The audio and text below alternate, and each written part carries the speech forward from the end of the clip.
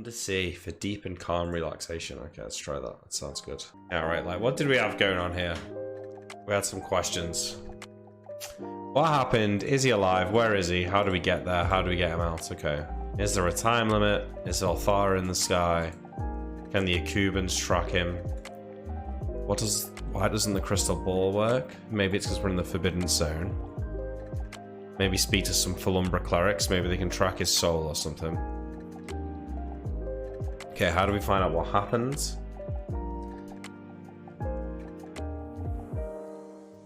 We could time pool it. Okay. We'd have to ask the Nadina's cleric for that. Oh, maybe the elves could do it. We could spam sending at him. Yeah, there we go. That's the way to work out if he's alive. Find a cleric of Valthar and ask them to ask her. Where is he? Visual. This is really it. This is all planning that we can do. Get Shine to ask Hydroxus to use its staff of the Magi. True. Go to the portal hopping glass. Yeah.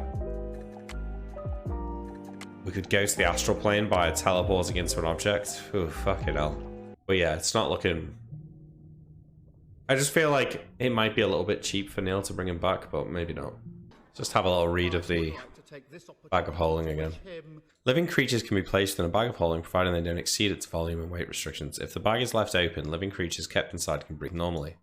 The space inside a bag of holding is airtight, and if the bag is sealed, the air inside runs out quickly. It's possible to carry water in a bag of holding. See the general notes under extra-dimensional spaces for more information. This is the amount of time a single creature in a sealed bag remains comfortable. After the list of time, the air becomes foul and the creature begins gasping.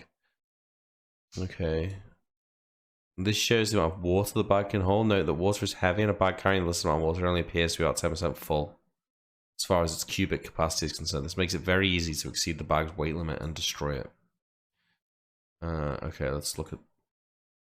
These items tend to produce spectacular effects when one is placed within another. The following items contain extra-dimensional spaces: bags of holding, transmuting, flat box, girdle of many pouches, Hewitt's handy haversack, portable hole, pouch of accessibility. Following spells produce extra-dimensional spaces: extra-dimensional pocket, Mordenkainian's magnificent mansion, and rope trick. In most instances, placing one extra-dimensional space inside another opens a rift to the astral plane, casting both the items and their contents through the rift.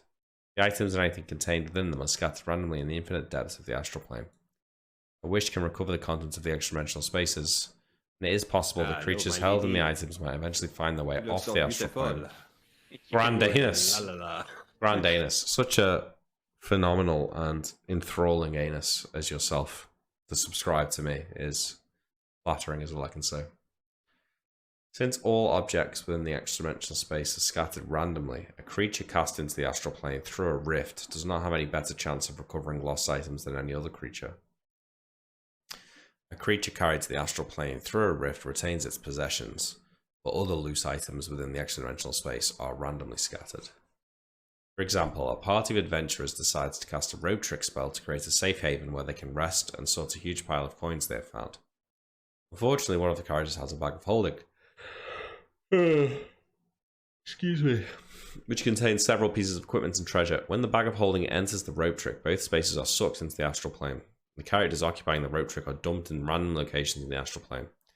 If the DM is feeling kind, they might arrive within sight of each other. The bag of holding is torn from its holder's grasp and its contents are spewed randomly across the astral space.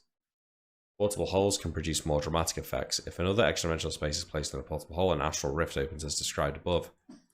However, if a portable hole is placed within another extra-dimensional space, a gate to a random plane opens and all creatures within a 10-foot radius are drawn through it without a saving throw. The process also destroys the portable hole and the other space. Creatures drawn through the gate created by a portable hole arrive at a random location and fall in a heap within a 10-foot radius. Items in the extra-dimensional spaces are either lost on the astral plane 50% or scattered randomly about the circle where the creatures land 50%. So... I don't know, by the book, it doesn't seem like if your bag of holding gets too full with water, that you get cast to the astral plane. It sounds like the bag just shatters, and all the stuff inside it is lost. So really, we can't really infer too much from this, because clearly Neil's not going exactly with what it says there. Look at the bag of devouring to get more of an idea. Okay. This bag appears to be an ordinary sack, possibly appearing to be empty, possibly holding beans. The sack is, however, the lure used by an extra-dimensional creature. This is one of its feeding orifices. Any substance of animal or vegetable nature is subject to swallowing if it is thrust within the bag. The bag of devouring is 90% likely to ignore any initial intrusions, but anytime it senses living human flesh within, 60% likely to close and attempt to draw the whole victim in. Base 75% chance for success. Less strength bonus for damage. And each +1 equals a -5% on base chance. Thus, an 18 strength character with +2 damage is only 65% likely to be drawn in, while a 5 strength character with -1 damage is 80% likely. The bag radiates magic. It can hold up to 30 cubic feet of matter. It will act as a bag of holding, but each turn is a 5% cumulative. Hey, goose dude. So beautiful. Thank you, mate. Ooh la la la la. 5% cumulative chance of swallowing the contents and then spitting the stuff out in some non-space. Creatures drawn within are consumed in one round, eaten and gone forever. You look so beautiful. Okay, I'm gonna just mute that. I do wonder though, right? Maybe it's negative pressure. Yeah, but if you'd have held the bag upside down and opened it, would he have been able to just drink the air without getting sucked in?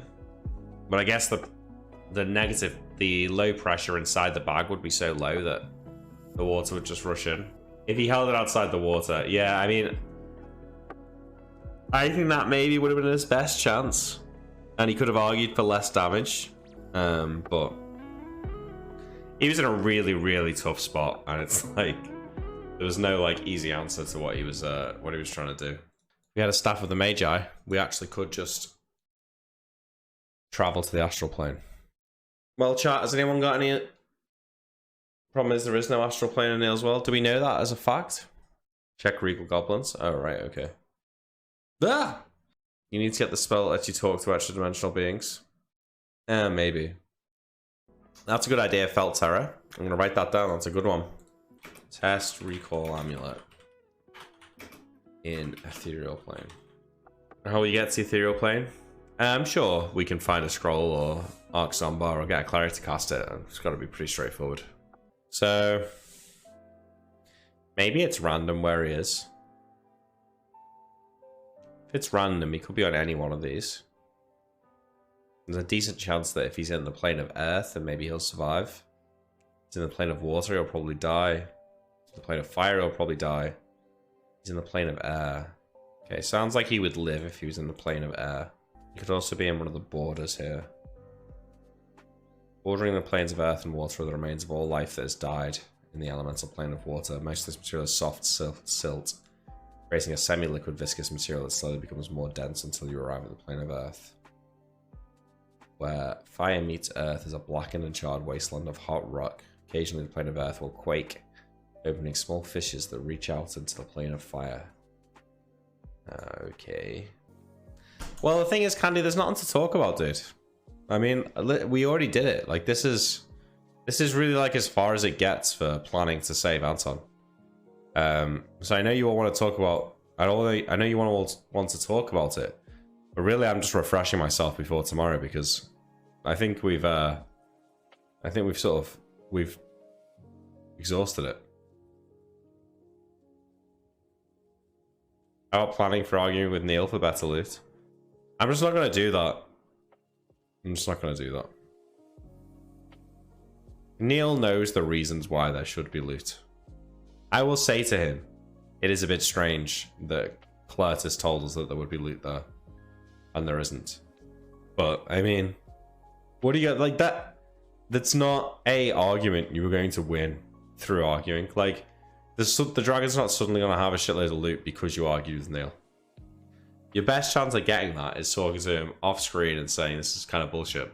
Which I think Moot's already done. So, you know, never know. Maybe there is some hope, but I'm not holding my breath. I actually think it might be a little bit easier to get Destiny to roleplay because there's no one to hide behind. It is strange, isn't it? That's exactly the answer you'll get, yeah. What if you fled the country because the lack of loot and the loss of your brother made you hopeless for killing Scoria? I just don't know if... I mean... He said last session it was traded away for favor. But favor with who? How would Neil react? I think he'd go along with it. I think he'd have no choice but to go along with it, really. What's the campaign looking like if we never find Anton? Yeah, I think Mutin probably plays Shine and we carry on as normal. Or maybe he plays Jack with the strength belt. And we carry on from there, you know. Unironically, if we're going to lose one of the three of us in terms of being able to kill Scoria, then I think Anton's the best one to have lost. So, like, I think Anton can be replaced. Like, if we just replace William into the party instead of Anton, it'd just be a stronger party. So, like, just a high-level fighter can replace Anton. If you have to move quick, forget the loot for now. Get out of the Forbiddance and spam sending Crystal Ball. Yeah, exactly. Tyrael can be replaced by anyone? Yeah. But Tyrell's like the face of the party. Well, I mean, you're right, but Tyrell's loot is insane. If Tyrell got vanquished to a random plane, we would be losing out on mega killer loot. Whereas like Anton's gear isn't that strong. We can like, do you know what I mean? Like Tyrell's got like a +6 and a +5 sword for killing Scoria. Like you're just not gonna replace that, apart from with William. But even then, William's second sword's no good. Yeah, he had utility, but in terms of the actual fight, I don't know. Yeah, all right. Well, we'll chat tomorrow. I'm sure there'll be plenty of salt flowing after tomorrow's episode. Moot will not be there tomorrow. Neil wants at least one episode without him, he said. She's in the Green Dragon, hid her magic items in the gold statues. That's what I was kind of hoping maybe a mess of, yeah. But I'm not sure if that's what a dragon would do. Like, don't they want to look at their magic items, you know? Maybe, though. You're probably on some pretty heavy copium there, a mess of, but, you know, I wouldn't mind a shot myself, to be honest. Maybe the Green Dragon just has a magical bow somewhere. Maybe the guy calling out for help has a +5 bow. Maybe that's where the loot is. Okay, good stream. Thanks for watching, and I'll catch you next time.